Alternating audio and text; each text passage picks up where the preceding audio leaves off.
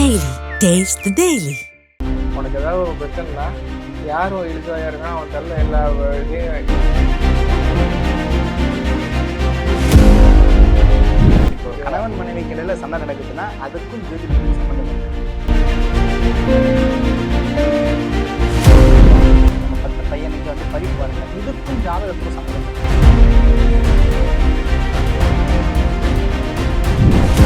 பார்வதியும் சிவனும் சண்டை போட்டது நம்ம ஊருக்கே தெரிஞ்சு.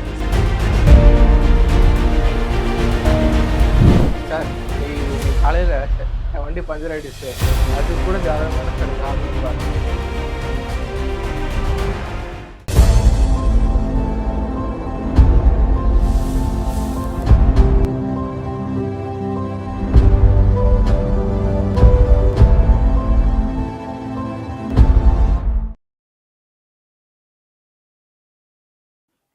ஸ்ரீ வராகி டிவி நேயர்கள் அத்தனை பேருக்குமே பெரிய வணக்கம். இன்னைக்கு இருக்கக்கூடிய நிறைய பேருக்கு வந்து ஜோதிடத்துலையும் ஜாதகத்துலையும் நிறைய பிரச்சனைகளை சந்திச்சுட்டு இருக்கோம். ஸோ அதை பற்றின நிறைய பிரச்சனைகளுக்கு தீர்வை தான் இன்னைக்கு நம்ம பார்க்க போகிறோம். அதை பற்றி நம்ம கூட பேசுறதுக்கு நம்ம கூட இணைஞ்சிருக்க அந்த சிறப்பு விருந்தினர் ஜோதிட செம்மல் திரு சூரத் பலா அவர்கள். சார் வணக்கம். வணக்கம் சார். ஓம் சுக்லாம் பிரதரம் விஷ்ணு சிவனம் சர்வஜம் பிரசன்னவரம் தியாயேது சர்வ விக்னோபசாந்தகே. குரு பிரம்மா குரு விஷ்ணு குரு தேவோ மகேஸ்வரः குரு சாட்சாத் பரபிரம்ம தஸ்மை ஸ்ரீ குரவே நமக. ஆதித்யாய சோமாய மங்களாய புதாயச குரு சுக்ர சனித்யச்ச ராகவே கேதவே நமக. அஸ்மத் குருப்பியோ நமக. ஸ்ரீ வாகீஸ்வரி வாக்தேவதோப்பியோ நமக. என்னுடைய ஜோதிட குருநாதர் அனைவருடைய திருப்பாதங்களை வணங்கி என்னுடைய பேச்சு தொடங்குகிறேன். சார் எப்படி இருக்கீங்க?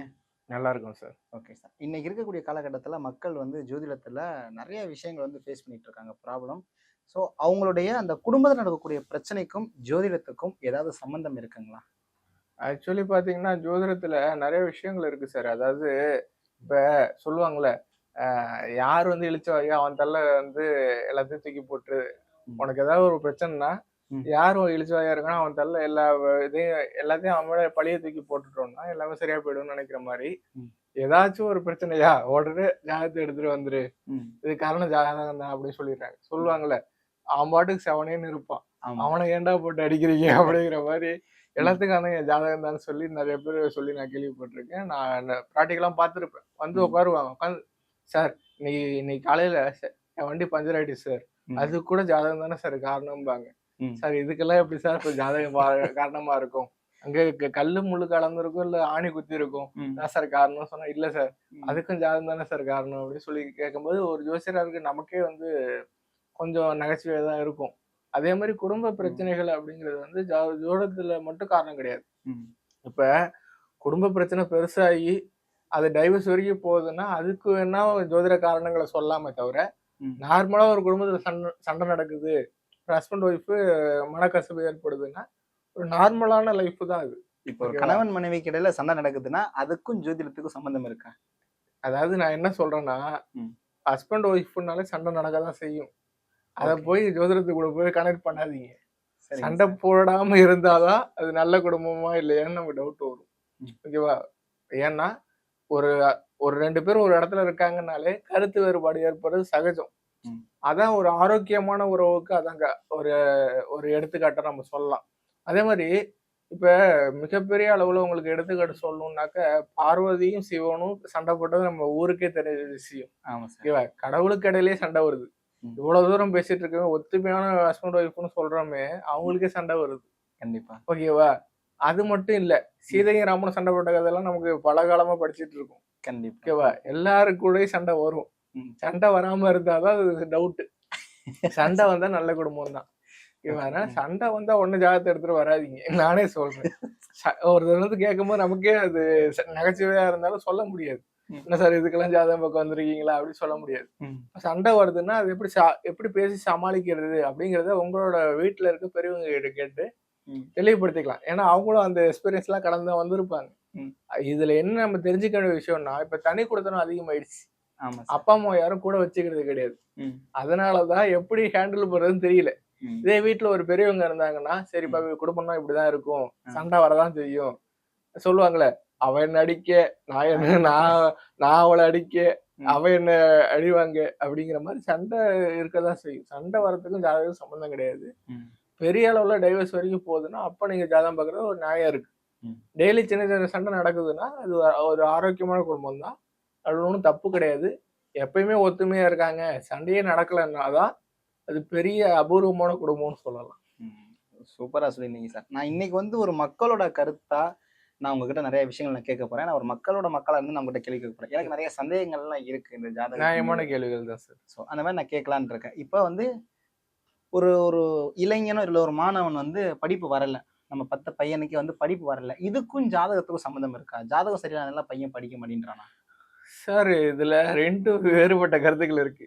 பையனுக்கு பிடிச்ச மாதிரி ஸ்கூல் அமையல, அப்பா அம்மாவுக்கு பிடிச்ச மாதிரி பையன் படிக்கல. 2 கான்செப்ட் இருக்கு. ஆமா சார். ஓகேவா? 2 கான்செப்டையும் நீங்க தெளிவா புரிஞ்சுக்கணும். ஸ்கூல்ல இருக்கிற சாரும் டீச்சரும் எல்லாருக்கும் ஒரே மாதிரி தான் பாடம் நடத்துறாங்க. கிளாஸ்ல இருக்க 60 ஸ்டூடெண்ட்டுக்கும் ஒரே சார் தான் பாடம் நடத்துறாரு. ஒரு சில ஸ்டூடெண்ட் மட்டும் ஃபர்ஸ்ட் ரேங்க் எடுக்கிறாங்க, ஒரு சில ஸ்டூடெண்ட் மட்டும் ஃபெயில் ஆகுறாங்க. பாடம் எடுக்கிற வாத்தியார் மேல தப்பா, படிக்கிற ஸ்டூடெண்ட் மேல தப்பான்னு கேட்டீங்கன்னா படிக்கிற ஸ்டூடெண்ட் மேல தான் தப்பு. இதுல என்ன வந்து நடக்குதுன்னு பாத்தீங்கன்னா சந்தர்ப்பம், சூழ்நிலை. ஒரு விஷயம் நடக்குதுன்னா சந்தர்ப்பமும் சூழ்நிலை தான் காரணம். ஓகேவா? ஒரு பையன் நல்லா படிக்கிறான்னா நல்லா படிக்கிற பையன் கூட அவன் சேர்ந்திருப்பான். அதனாலதான் அவன் நல்லா படிக்கிறான். ஆட்டோமேட்டிக்கா நமக்கு தெரிஞ்சிருக்கும். அவன் ஃப்ரெண்ட் எல்லாம் செக் பண்ணி பாருங்க, அவனும் நல்லா படிக்கிறவனா இருப்பான். ஒரு பையன் ஃபெயில் ஆகிற பையனை பாருங்க, வெறும் ஃபெயில் ஆகிற பையனா ஃப்ரெண்டு பிடிச்சி வச்சிருப்பான். இப்ப நான் ஒரு எடுத்துக்காட்டுக்கு சொல்றேன். ஃபர்ஸ்ட் ரேங்க் எடுக்கிற பையன் கண்டிப்பா சொல்றேன் ஃபெயில் ஆன பையன் கூட பேச மாட்டான். எல்லாருக்கும் தெரிஞ்ச விஷயம். ஓகேவா? ஏன் பேச மாட்டா? அவன் கூட சேர்ந்தா அந்த பழக்கம் நமக்கு ஒட்டிக்கும் அப்படின்ட்டு. அந்த மாதிரி ஒரு பையன் நல்லா படிக்கிறான்னா அவன் நல்ல பசங்க கூட சேர்ந்துருப்பான். இதுல நண்பர்கள் சேர்க்கதான் முக்கியம். இதுல போயிட்டு ஜாதகத்தை பார்த்து என் பையன் ஜாதகத்தால தாங்க படிக்காம போயிட்டான், நல்ல பையன் தெரியுமா அப்படின்னு சொல்லும் போது நமக்கு வந்து சரி இதுல போய் எப்படி சமாளிக்கிறது அப்படின்னு சொல்லிட்டு இல்லைங்க. அதாவது ஜாதகத்துல நல்லதா இருக்கும், அவன் நல்லா படிப்பான்ட்டு ஜாதகம் இருக்கும். நம்ம சொல்லும் போது என்ன சொல்லுவாங்க, அவன் நல்லாவே படிக்கலங்க, நீங்க நல்லா படிக்கிறான்னு சொல்றீங்க அப்படி சொன்னா என்னடா இது ஆப்போசிட்டா இருக்குன்னு சொல்லிட்டு தயவு செஞ்சு ஸ்கூலை மாத்துங்கன்னு சொல்லுவேன்.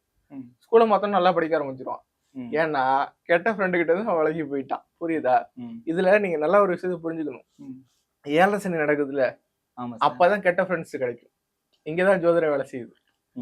7 சனி நடக்கும், அஷ்டமத்து சனி நடக்கும், அர்த்தாஷ்டம சனி நடக்கும். அங்கதான் ஜோதிடம். நீங்க எந்த நண்பர்களோட சேர்றீங்கன்னு இருக்குல்ல, அதுதான் ஜோதிடம். அவன் படிக்கிறதும் படிக்காம போறதும் ஜோதிடம் கிடையாது. அவன் கூட யார் சேர போறாங்க அப்படிங்கிற முடிவு பண்றது ஜோதிடம். அப்ப நீங்க உஷாரா இருந்து கெட்ட ஃப்ரெண்ட்ஸை தவிர்த்துக்கிட்டாலே நீங்க வந்து நல்லபடியா படிச்சுக்கலாம். அப்ப இதுக்கு வந்து பரிகாரமே செய்ய வேண்டியது இல்லை. நீங்க ஸ்கூலை மாத்தினாலே போதும், பையன் நல்லா படிக்க ஆரம்பிச்சிருவான். அதே மாதிரி இந்த ஹயக்ரீவர்னு ஒருத்தர் இருக்காரு. ஹயக்ரீவர்னு ஒரு கடவுள் இருக்காரு. அவர் வந்து சரஸ்வதிக்கு குரு. அவரை நீங்க வழிபாடு பண்ணீங்கன்னா நல்ல ஒரு பலன்களை பார்க்க முடியும். ஹயக்ரீவருக்கு பிடிச்ச கிழமை வந்து புதன்கிழமை. புதன்கிழமையில பசும்பால்ல வெல்லம் போட்டு காய்ச்சி அதை அவருக்கு நைவேத்தியம் பண்ணிட்டு அந்த பாலை வந்து அங்க வர குழந்தைங்களுக்கு கொடுத்தீங்கன்னா உங்க வீட்டு குழந்தைங்க நல்லா படிப்பாங்க. இது ஒரு எளிமையான பரிகாரம், நிறைய பேர் செஞ்சிருக்காங்க, நல்லா வந்துரு. Okay sir. இப்ப அதுக்கு அடுத்த கட்டம், இந்த கல்வியை தாண்டி அடுத்த ஒரு இளைஞன், ஒரு மாணவன் வந்து படிச்சு முடிச்சுட்டு வெளியே வரான். அவன் எவ்வளவோ வேலை தேடுறான், நல்லபடியா படிச்சு வேலை தேடுறான். பட் ஆனா வேலை கிடைக்க மாட்டேங்குது. இதுக்கு பின்னாடி ஏதோ தோஷமோ சாபமோ இல்ல ஏதோ ஒண்ணு இருக்குமா? சார் எல்லாத்தையும் தோஷம் சாபங்கிறதுக்குள்ள நான் அடக்கிறதுக்கு விரும்பல. இதுல என்ன நடக்குதுன்னாக்க இந்த உலகம் வந்து போட்டிகள் நிறைந்த உலகம்.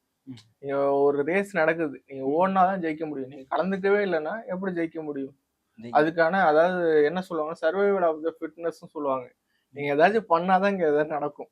நான் டிகிரி முடிச்சுட்டு வீட்டுல இருக்கேங்க அப்படின்னா யாராவது தேடிட்டு வந்து வேலை கொடுப்பாங்களா? நீங்க முயற்சி பண்ணணும். சில பேர் சொல்லுவாங்க, இந்த வீடியோ பாக்குற நிறைய பேர் கமெண்ட்லயே வந்து கேட்பாங்க, நான் வந்து எவ்வளவு கஷ்டப்படுறேன்னு உனக்கு தெரியுமா, ஈஸியா உட்காந்து பேசிட்டு போயிடுறேன் அப்படிம்பாங்க. அப்படி கிடையாது. நானும் ஒரு காலத்துல படிச்சு முடிச்சு வேலை தேடி எல்லாம் பண்ண ஆளு தான். அதனால எனக்கு அதோட கஷ்ட நஷ்டம் எனக்கு தெரியும். ஓகேவா? தெரிஞ்சுட்டு தான் சொல்றோம். அப்ப நீங்க எவ்வளவுதான் முயற்சி பண்ணாலும் 10 இன்டர்வியூ அட்டன் பண்ணாலும் வேலை கிடைக்காம இருக்குல்ல, அவங்களுக்கு தான் ஜாதகம் பார்க்கணும். ஒரு இன்டர்வியூ கூட போகாம எனக்கு வேலை கிடைக்கலன்னு சொல்றவங்களுக்கு தான் குறை சொல்றது. நீங்க 10 இன்டர்வியூக்கு மேல அட்டன் பண்ணிட்டீங்க, அப்படியும் வேலை கிடைக்கலன்னா அதுக்கு தான் பரிகாரங்களை பண்ணுவே தவிர எடுத்தோன்னே பரிகாரம் போவாதீங்கன்னு சொல்றேன். ஓகே நீங்க சார். இப்ப எல்லாமே நீங்க சொன்ன மாதிரி அதாவது நிறைய இன்டர்வியூஸ் அட்டன் பண்ணவங்க. இல்ல அதாவது என்ன சொல்றாங்கன்னா, தெய்வத்தால் ஆகாதெனினும் முயற்சி தன் மெய்வருத்த கூலி தரும் திருவள்ளுவர் சொல்லியிருக்காரு. ம். இதோட அடிப்படை என்னன்னா, முதல்ல முயற்சி பண்ணி பார்த்துருங்க. ம். அதுக்கப்புறம் முடியாத பட்சத்துக்கு நீங்க ஜோதிடத்துக்கு வந்துடலாம். ம். எடுத்தோடனே படிச்சு முடிச்சோடனே பிளேஸ்மெண்ட் கிடைச்சிடணும். எடுத்தோடனே டாப் கிளாஸ்ல போயிடணும். அப்படின்னா விடிஞ்சு ஏஞ்சா எப்படி பணக்காரன் ஆக முடியும்? முடியாது. நைட்டு படுத்து தூங்குறோம். காலைல ஏஞ்சா பணக்காரன் ஆக முடியுமா? முடியாது. உழைச்சு படிப்படியா தான் போக முடியும். சரியா? அந்த மாதிரி படிப்படியா தான் எல்லாமே நடக்கும். எடுத்தோடனே எல்லாமே கையில வந்து குடுத்துற மாட்டாங்க. இப்ப இருக்கிற 2K கிட்ஸுக்கு என்ன ஆசைன்னா, இன்னைக்கு படிச்சு முடிச்சேன், நாளைக்கு வேலை, நாளான்னைக்கு கல்யாணம், அதுக்கு மறுநாள் குழந்தை பிறந்தரணும் அப்படிம்பாங்க. அப்படி இருந்து பார்த்தவங்கலாம் எனக்கு தெரியும். அப்படி பார்க்கும்போது நான் என்ன சொல்லுவேன், அந்த மாதிரிலாம் பண்ண முடியாதுங்க. ம். எப்படி? குழந்தை பொறக்குறது 10 மாசம் ஆகும். 10 மாசம் கழிச்சு குழந்தை பொறக்கும். எப்படி உடனே குழந்தை பொறக்கும்? எனக்கு தெரிஞ்ச ஒருத்தர்லாம் ஜாதகம் பார்க்க வரும்போது நான் வாய் விட்டு சிரிச்சுட்டேன். ம். கல்யாணம் எத்தனை மாசம் ஆகுதுன்னா 6 மாசம் ஆகுதாம். இன்னும் குழந்தை பொறக்கலையா? என்னய்யா நடந்துட்டு இருக்கு அப்படின்னு சொல்லிட்டு எனக்கு எங்க பிராக்டிகலா யோசிச்சு பாருங்க. குழந்தை பிறகுனா 10 மாசமாவது ஆகுங்க அப்படிங்கிறேன். ம். ஓ அப்படிங்களா? அப்படிங்கிறாரு. இல்ல எங்க வீட்டுல வந்து இன்னும் குழந்தை பிறக்கலன்னு கேட்க ஆரம்பிச்சிட்டாங்க. அது எல்லா வீட்லயும் கேட்பாங்க. நல்ல செய்தி இருக்கான்னு கேட்பாங்க. அதுக்கு வந்து கொஞ்சம் வெயிட் பண்ணணும். எல்லாமே இது இந்த காலகட்டத்துல எப்படின்னா அவசர கதி ஆயிடுச்சு. ம். அந்த காலத்துல மாதிரி ஒரு ஹெல்த்தியான ஃபுட் ஹேபிட்ஸ் கிடையாது. ம். இப்ப நீங்க கேட்ட கேள்விக்கு வந்துடலாம். வேலை கிடைக்காம இருக்கணும் என்ன பரிகாரம் சார் அப்படின்னு சொல்லி கேட்டீங்கன்னா, ம். நீங்க நிறைய இன்டர்வியூ போறீங்க வேலை கிடைக்கல அப்படின்னாக்கா, சங்கடஹர சதுர்த்தி அன்னைக்கு ம். பிள்ளையாருக்கு அருகம்புல் சாத்தி வழிபாடு பண்ணுங்க. கண்டிப்பா வேலை கிடைச்சிரும். என்ன ஒரு விஷயம்னா விடாம பண்ணணும். ம். விட்டுறக்கூடாது. இடையில கேப் விட்டுறக்கூடாது. ஒவ்வொரு சங்கடஹர சதுர்த்திக்கும் அருகம்புல் சாத்தி வழிபாடு பண்ணுங்க. கொழுக்கட்டை விநியோகம் பண்ணுங்க. ம். கொழுக்கட்டை பிள்ளையாருக்கு வச்சுட்டு நீங்களே சாப்பிடக்கூடாது. வரவங்களுக்கு கொடுக்கணும். கொடுத்தீங்கன்னா கண்டிப்பா வேலை கிடைக்கும்.